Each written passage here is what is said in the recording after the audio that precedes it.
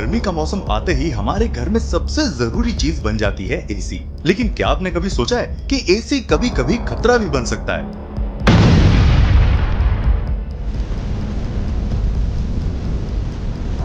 आजकल कई जगहों से खबरें आती हैं एसी फट जाने की, आग लग जाने की, और सच कहें तो ये बहुत डराने वाली बात है। लेकिन ऐसा होता क्यों है? और सबसे जरूरी सवाल, हम इसे कैसे रोक सकते हैं?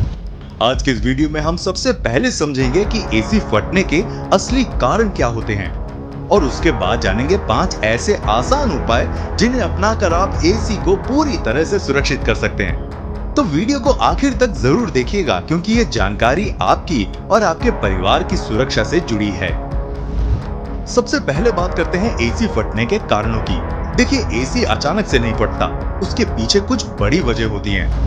पहला कारण है ओवरहीटिंग। जब एसी बहुत लंबे समय तक लगातार चलता है तो उसके अंदर का कंप्रेसर बहुत ज्यादा गर्म हो जाता है। अगर उसे समय पर आराम नहीं मिलता तो ये खतरे की स्थिति बना सकता है। दूसरा कारण होता है गैस लीक या गैस का गलत प्रेशर। एसी में जो गैस होती है ना, वही उसे ठंडा करने का काम करती है। अगर गैस लीक हो जाए या उसका प्रेशर सही ना हो तो ये सिस्टम के अंदर असंतुलन पैदा कर सकता है। तीसरा कारण है खराब या पुरानी वायरिंग। अगर एसी की वायरिंग ढीली है या बहुत पुरानी हो चुकी है तो उसमें शॉर्ट सर्किट का खतरा बढ़ सकता है, और यही आग या धमाके की वजह बन सकता है। चौथा कारण है वोल्टेज का उतार चढ़ाव। अगर आपके इलाके में बिजली कभी ज्यादा तो कभी कम आती है तो इससे एसी के पार्ट्स पर दबाव पड़ता है, जो धीरे धीरे उसे नुकसान पहुंचा सकता है। और एक और बड़ा कारण है सर्विसिंग की कमी। अगर एसी को समय समय पर साफ और चेक नहीं किया जाए तो उसके अंदर धूल और गंदगी जमा हो सकती है, जो आगे चलकर बड़ी समस्या बन सकती है। तो दोस्तों, ये तो थे कुछ मुख्य कारण जिनकी वजह से एसी फटने का खतरा पैदा होता है। अब बात करते हैं उन आसान उपायों की जिनसे आप इस खतरे को काफी हद तक टाल सकते हैं। सबसे पहले एसी की नियमित सर्विसिंग जरूर करवाएं।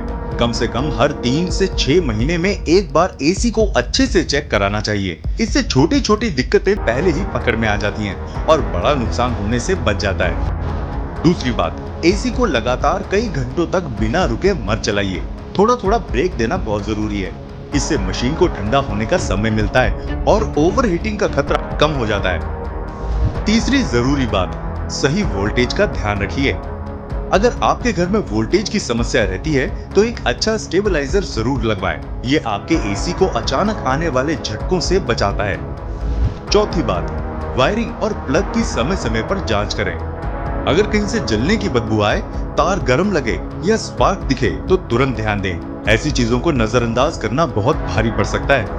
और आखिरी बात, एसी के आउटडोर यूनिट को साफ और खुला रखें। उसके आसपास कचरा या धूल जमा ना होने दें। जब हवा का सही फ्लो बना रहता है तो मशीन ज्यादा गर्म नहीं होती और सुरक्षित रहती है। तो दोस्तों, अब आप समझ गए होंगे कि एसी फटना कोई अचानक होने वाली घटना नहीं है। इसके पीछे हमारी छोटी छोटी लापरवाहियां ही बड़ी वजह बन जाती हैं। अगर हम समय पर ध्यान दें और इन आसान बातों को अपनाएं तो हम इस खतरे से आसानी से बच सकते हैं। तो याद रखिए, थोड़ी सी सावधानी आपके घर और आपके परिवार को सुरक्षित रख सकती है। अगर आपको ये जानकारी काम की लगी हो तो वीडियो को लाइक जरूर करें और इसे अपने दोस्तों और परिवार के साथ शेयर करें, ताकि वो भी सुरक्षित रह सकें। ऐसे ही इंफॉर्मेटिव वीडियोस के लिए चैनल को सब्सक्राइब करना ना भूलिएगा। तो मिलते हैं आपसे अगली वीडियो में। तब तक प्लीज अपना बहुत ध्यान रखिएगा।